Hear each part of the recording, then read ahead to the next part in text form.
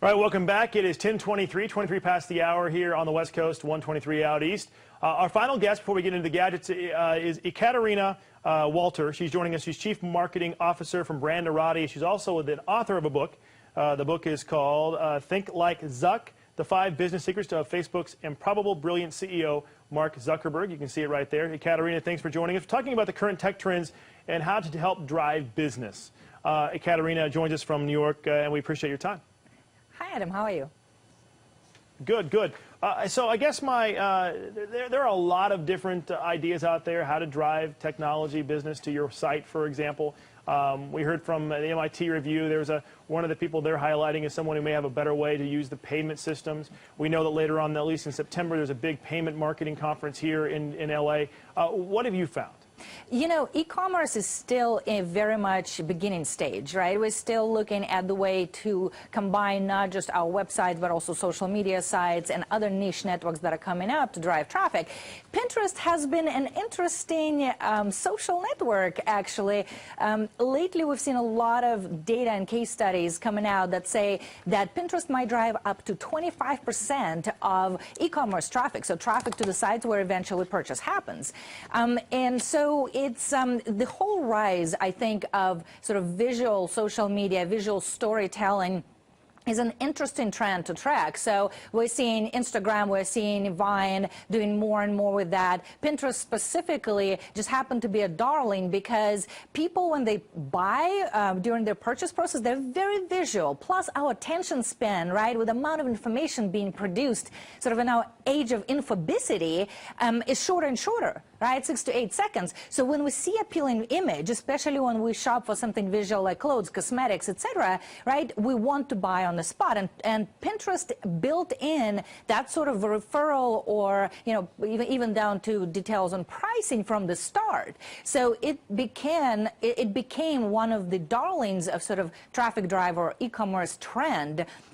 And we're seeing more and more data that actually drives more traffic than Twitter and Facebook, with even way smaller base or user base. Yeah, that was my question. I mean, there's so many companies out there trying to figure out, even news agencies trying to figure out how to drive more people to your site. You have Facebook, you have Twitter, which is basically a news feed, you have Pinterest, and there's so many others out there. There's a plethora of different ones now. You have Nextdoor for people in the same community. I mean, you can literally list off hundreds and hundreds. I mean, how do you choose? What do you do? There's even companies out there that will do it for you. There's a lot of companies that'll do a lot of things for you. One of the big darlings right now, again, besides visual, is aggregators. So because we're producing enormous amounts of information every single day, our minds can't process it. So we're looking for filters. So the way we filter information is several ways. One is we'll look for visuals. Second, we'll look for advocate recommendations. So advocacy and influencer marketing is becoming more and more important in you making a purchase decision, an average consumer making a purchase decision. And the third one is amazing content. What people are looking for is utility nowadays, right? We used to think marketing is traditional advertising. Put a message out there, scare the heck out of everybody, or shock them with something, or maybe be funny, and you're done. It's a one-way. Now, marketers have to work way harder because consumers are way more educated, way more sophisticated. They're more global. They are looking for specific information they can find on you and your brand. So content production, delivered in the right place at the right time in the right way becomes enormously important, and that's where obviously rich media comes into play, because that grabs attention and makes people read or explore more. I know you've also highlighted some of the insane marketing campaigns that have worked. Yes. And there's some out there that people maybe not even realize. I mean, you know about it, but you don't realize it was actually a marketing campaign that was done very uniquely and very strategically. One example is definitely Red Bull, right? The jump, when Felix jumped and literally from the space, it had Red Bull all over it, but they broke several records, like sound speed with no engine, etc. It was a very daring sort of experiment, and the reason why it was brilliant is because Red Bull is it was very much on brand. So it was insane. Somebody jumping from space. The Twitter had live jump. It was the jump that people watched for days and days and couldn't stop speaking about. And you think it was kind of insane, daring, but that's what Red Bull brand is. They're on edge. They're all about extreme sports. They're about taking human potential to the next level and pushing the limits.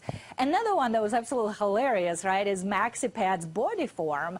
One day they saw a Facebook fan post about the fact that in your campaigns, you talk about periods and how awesome it is and everybody's smiling, all these happy women, but my girlfriend turns into literally a weird witch that a person I don't even know. And so what they've done in a very creative way is they responded with the video and said, look, here's our response, and though we don't have a CEO, but if we would, this is what our CEO would have told you. And it was hilarious how they turned those, they kind of played on this years of false advertising and turned it into sort of a true, authentic, truly message backed up by the brand principles. And it won gold at Cannes actually this year, that whole program, that whole idea. So we're going to see more and more interesting stuff, interesting marketing that will stand out, and it's going to be absolutely real time. Ekaterina Walter in New York joining us, talking everything about tech commerce. We appreciate you. You can find more about her on EkaterinaWalter.com. We have the website to show you, and also she's an author of a book on Think Like Zuck, the 5 business secrets of Facebook's improbable, brilliant CEO, Mark Zuckerberg. And you can find her on Twitter at Ekaterina, it's with an E and a K. We appreciate you joining us. Great information, always good to hear about the latest and greatest. As you mentioned, there's just in the infancy of internet commerce out there, and we have a lot more, of course, coming down the pipeline in years to come. Thank you. Thanks for having me, Adam. All right, thank you.